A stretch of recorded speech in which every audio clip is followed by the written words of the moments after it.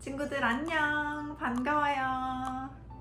자, 우리 오늘은 무슨 내용을 배우게 될까요? 오늘은 하나님의 아들이신 예수님께서 재판을 받게 되세요. 예수님이 재판을요?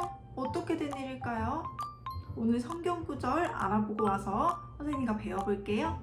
우리 친구들이 선생님 따라서 읽어주세요. 빌라도는 유대 사람들에게 나가 말했습니다. 나는 이 사람에게서 아무런 죄도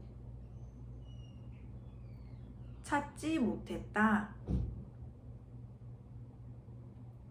요한복음 18장 38절 말씀. 아멘. 네, 친구들 잘 읽었어요.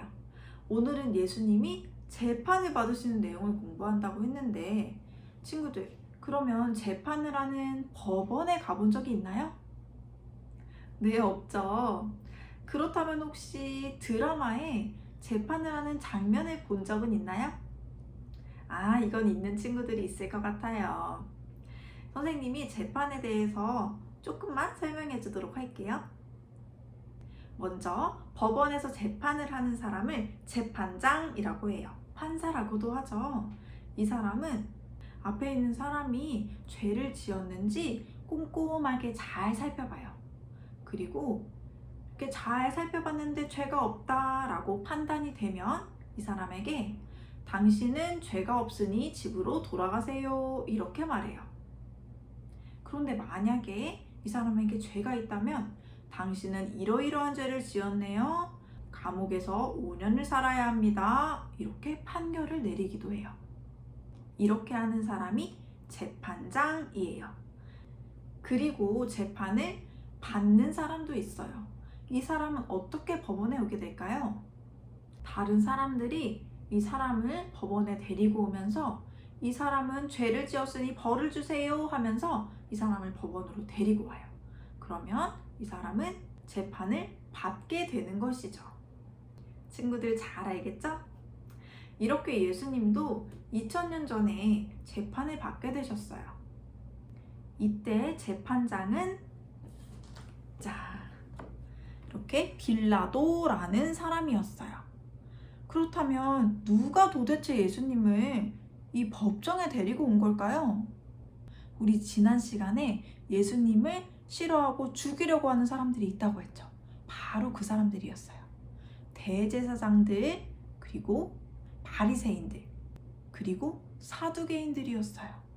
그런데 예수님에게 도대체 어떤 죄가 있어서 재판을 받게 되신 걸까요? 재판은 죄가 있는 사람이 받는 거 아닌가요? 그렇다면 예수님도 죄가 있는 걸까요? 친구들, 아니란 거 우리 친구들 모두 알고 있죠? 지금까지 배우면서 예수님은 죄가 단 한 개도 없으신 분이란 걸 배웠어요.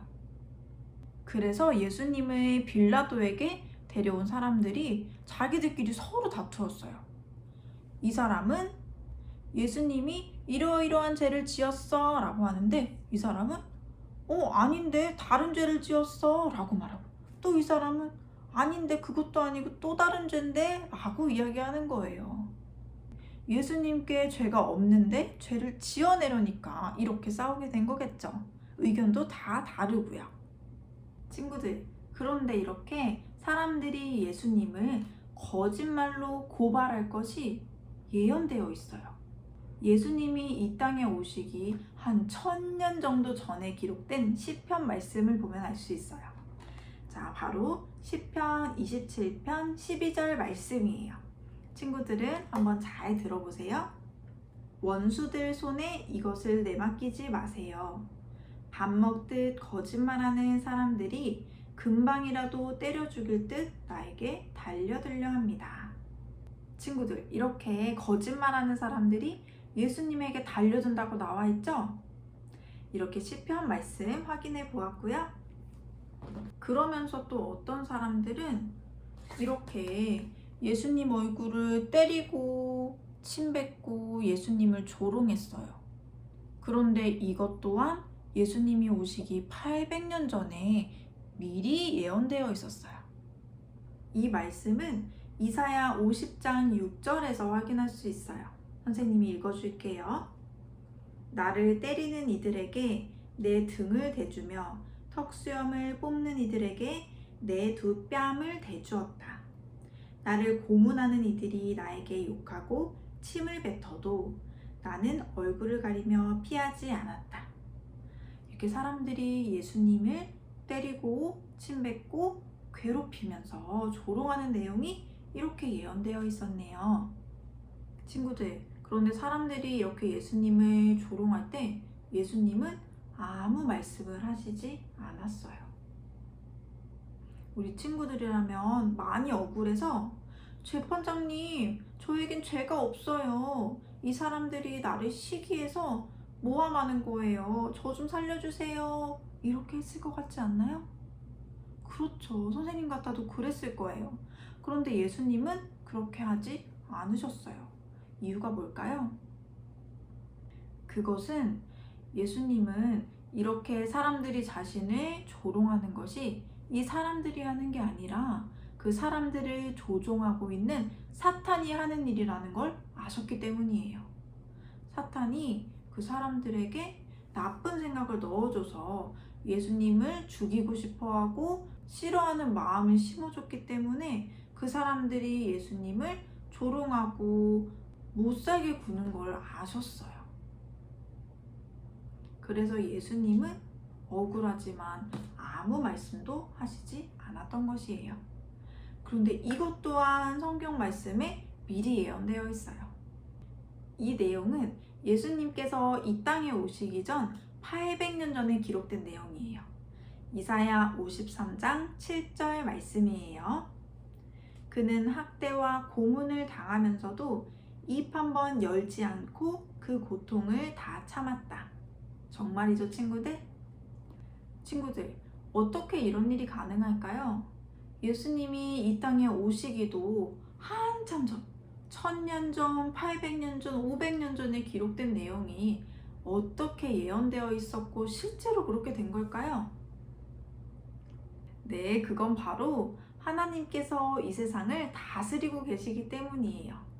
그래서 하나님은 미래에 있을 일도 아시고 또 하나님이 계획하신 대로 모든 것을 이루어 가세요. 그래서 하나님은 사람들이 죄 때문에 지옥에 가야 하는 게 마음이 아프셔서 옛날부터 예수님을 이 세상에 보낼 걸 생각하셨어요. 사람들의 죄를 대신해서 죽게 하시려고요. 그런데 이 사실을 잘 알지 못했던 유대 사람들이 예수님이 하나님을 자신의 아버지로 고백했더니 너가 무슨 하나님의 아들이야 하면서 예수님을 죽이려고 한 것이에요. 그런데 오늘의 성경 구절에 보면 재판장인 빌라도가 예수님은 죄가 없다고 판결을 내렸어요. 그랬더니 유대인들이 막 소동을 일으켰어요. 예수님은 죄인이니까 십자가에 매달아 죽이라고요. 그럼 재판장이 죄가 없다고 한 예수님은 어떻게 되었을까요? 그거는 다음 시간에 배워보도록 할게요. 오늘의 말씀은 여기까지. 친구들, 오늘은 죄가 없으신 예수님이 사람들의 거짓말 때문에 재판을 받게 되신 내용을 배워보았어요. 그럼 우리 다음 시간에 건강한 모습으로 또 만나요. 안녕.